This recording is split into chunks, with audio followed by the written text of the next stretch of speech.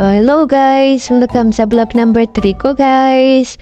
So ito po ngayong kaganapan po ito ay atid po natin si Madam Bertod sa mansion niya po. Sumasakay na kami ng jeep.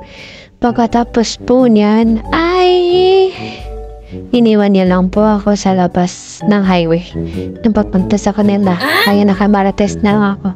Kaya yan, naglalakad na po kami dalawa.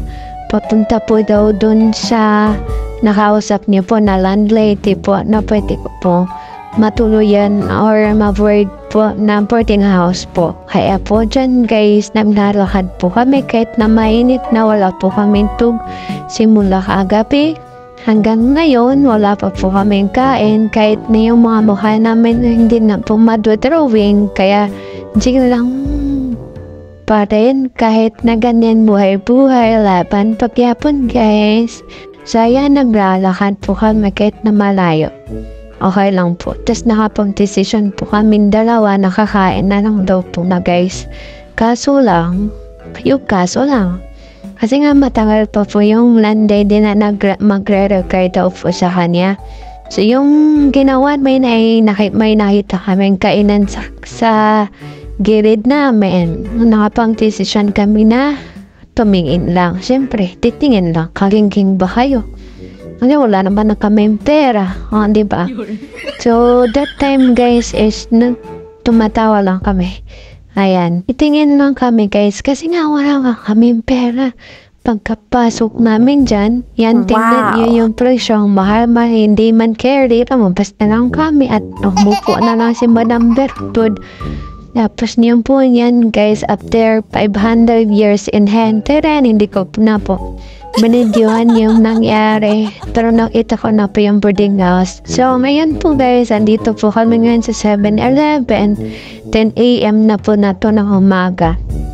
Wala pa po kaming kain. So naghahanap kami ng pagkain na pwede po namin kainin. So dito guys, naghahanap kami kung kakain ba kami ng kanin or hindi. Pero nakapag-decision po ako na mag-cup noodles na lang po kaming dalawa para po makatipid-tipid din. So ayan po guys, pipiliin na po si Madam Bertod ng paborito niyang cup noodles. At tapos ngayon babayaran niya.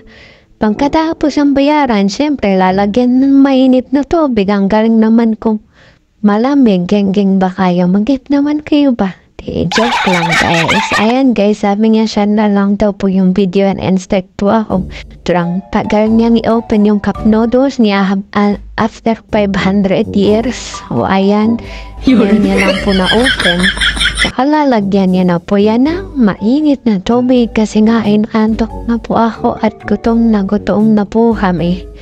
So ayan guys, tapos na po at pinagpunta na sa boarding house na kung saan kami nakatira noon. Tapos kumain ako. Siyempre. So ayan guys, may pinachopstick si Madam Bertod kahit naantok na po ako. Cheers pa rin kami dalawa daw guys. Oo, ayan, cheers! Ang geng-geng naman ng trip ng geng-geng nun to.